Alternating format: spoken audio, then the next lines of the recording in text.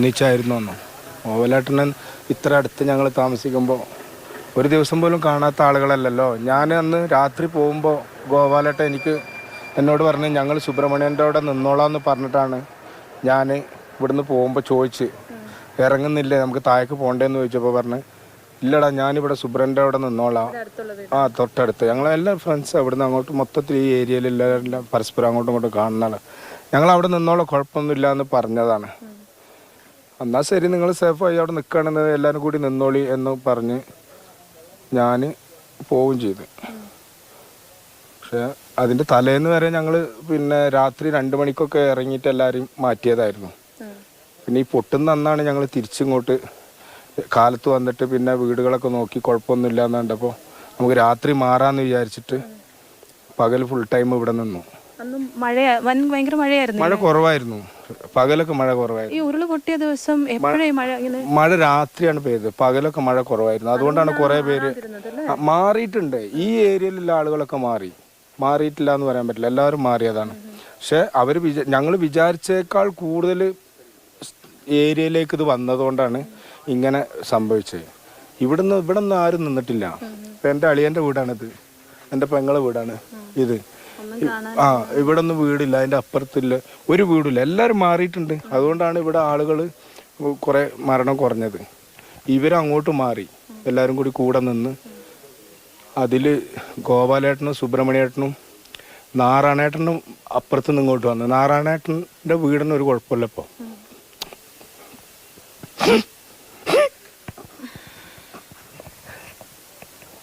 മരിക്കാനായിട്ട് നമുക്ക് ചെയ്യാൻ പറ്റില്ലല്ലോ.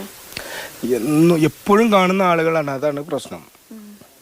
ഇപ്പം നമ്മൾ അങ്ങോട്ട് തിരിയുമ്പോൾ എല്ലാം അവരില്ല പരുത്തുന്നത്, അതാണ് പ്രശ്നം. നമ്മളൊരു ബസ്സിൽ പെട്ടെന്ന് ബസ് പോകുമ്പോൾ നമ്മളിങ്ങനെ നോക്കുമ്പോൾ അത് ഇന്ന ആളാണോ അങ്ങനെ തോന്നുകയാണ്, അതാണ് പ്രശ്നം. ഇപ്പോൾ ഒരുപാട് ആളുകൾ പിന്നെ ഇപ്പോഴും അറിയാതെ നിൽക്കുന്നു. ഈ കൊറോണ സമയത്തൊക്കെ ഞങ്ങളെ ഒരുപാട് സഹായിച്ച പയ്യന്മാരൊക്കെ പോയിട്ടുണ്ട്. മുണ്ടക്കായില്ലേ രാവും പകലും ഉറക്കൊഴിച്ച് ഞങ്ങൾക്ക് വേണ്ടി കഷ്ടപ്പെട്ട ഒരുപാട് ചെറുപ്പക്കാരുണ്ടായിരുന്നു. അന്ന് ഗൾഫിലായിരുന്നു. ഇല്ല, ആ സമയത്ത് ഞാൻ വന്നത് കൊറോണ സമയത്താണ് കമ്പനിയിൽ നിന്ന് ഞാൻ വരുന്നത്. കൊറോണ ആയപ്പോൾ കുറെ ആളുകൾക്ക് ജോലി ഇതായല്ലോ, ആ സമയത്താണ് ഞാൻ വരുന്നത്. അപ്പോൾ ഞങ്ങളെ സഹായിച്ച ഒരുപാട് ചെറുപ്പക്കാരുണ്ടായിരുന്നു. കുട്ടിമാന് കുറേ ആളുകളുണ്ടായിരുന്നു. അവനൊക്കെ പോയി. അവൻ്റെ ഒന്നും ഒരു വിവരം തന്നെ അല്ല. രക്ഷിക്കാൻ വേണ്ടി ഇറങ്ങി. അങ്ങനെ അവന് എന്ന് വെച്ചാൽ അവൻ്റെ ഉമ്മയും അവൻ്റെ ചെറിയമ്മയും മാത്രമേ വീട്ടിലുണ്ടായിട്ടുള്ളൂ. അപ്പോൾ എനിക്ക് തോന്നുന്നതെന്ന് വെച്ചാൽ ചെറിയമ്മ തളർന്ന് കിടക്കായിരുന്നു. അപ്പോൾ എനിക്ക് തോന്നുന്നത് അവരെ രക്ഷിച്ച് കൊണ്ടുപോകാൻ വേണ്ടിയിട്ട് വെയിറ്റ് നിന്നതായിരിക്കും. അല്ലെങ്കിൽ അവനൊന്നും ഒരിക്കലും അതിൽ പെടേണ്ട ആളല്ല.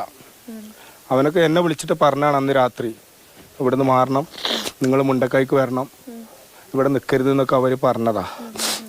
അപ്പം ആയിക്കോട്ടെ പറഞ്ഞ് ഞങ്ങളൊക്കെ വന്ന്, പക്ഷെ അവർ പെട്ടും ചെയ്ത്. അത്രയും ദൂരം എത്തിയില്ല. പ്രജീഷ് എൻ്റെ കൂട്ടുകാരനാണ്. പ്രജീഷ് തലേ ദിവസം അവർ റിസോർട്ടിൽ നിന്ന് ഇങ്ങോട്ട് വരാൻ വേണ്ടി ഞാനാണ് അവരെ കൂട്ടിയിട്ട് വന്നത്. ഈ നെല്ലിയമ്പതി വഴിക്ക് ഇങ്ങനെ 8-ാം നമ്പർ പോയിട്ട് എൻ്റെ ഈ വണ്ടിയും കൊണ്ട് തന്നെ ഞങ്ങൾ പോയത് തലേ ദിവസം. അന്ന് ഈ നെല്ലിയമ്പതി പതിയിൽ വെള്ളം കയറിയിട്ട് അവർക്ക് ഇപ്പുറം കിടക്കാൻ പറ്റാതായിട്ട് പിന്നെ ഞങ്ങൾ കുറച്ച് ആളുകൾ പോയിട്ടാണ് അവരെങ്ങോട്ട് കൊണ്ടുവന്നതൊക്കെ. അവന് കുറേ ആളുകളെ രക്ഷിക്കാൻ വേണ്ടി അന്ന് രാത്രി തലേന്നും ഉറങ്ങിയിട്ടില്ല. അവൻ മരിക്കണമെന്നും അവന് ഉറങ്ങിയിട്ടില്ല. ഉറങ്ങാതെ കഷ്ടപ്പെട്ടതാ. കുറേ ആളുകളെ രക്ഷിച്ച് അവനും പോയി. എൻ്റെ കൂട്ടുകാരനായിരുന്നു. ഞങ്ങൾ ഒരുമിച്ച് റിസോർട്ടിലൊക്കെ വർക്ക് ചെയ്യുന്നതാണ്. ഞങ്ങളറിയാത്ത ആളുകൾ ഇവിടെ ഇല്ല. ഞാൻ അറിയാത്ത ആളുകൾ ഇപ്പം മരിച്ചതിൽ ഒരാൾ പോലും ഇല്ല.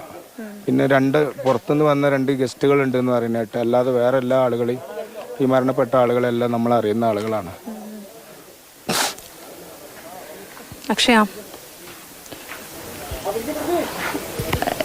സത്യം പറഞ്ഞാൽ എന്താ പറയണ്ടേന്ന് അറിയില്ല. പക്ഷെ നമുക്കിതും കഴിഞ്ഞ് ജീവിതമുണ്ട്, ജീവിക്കണം. കാരണം നൗഷാദ് കാക്ക് കൂട്ടുകാരെ നഷ്ടപ്പെട്ടു, അപ്പോഴും വീട്ടുകാരെ ഒപ്പം കിട്ടി.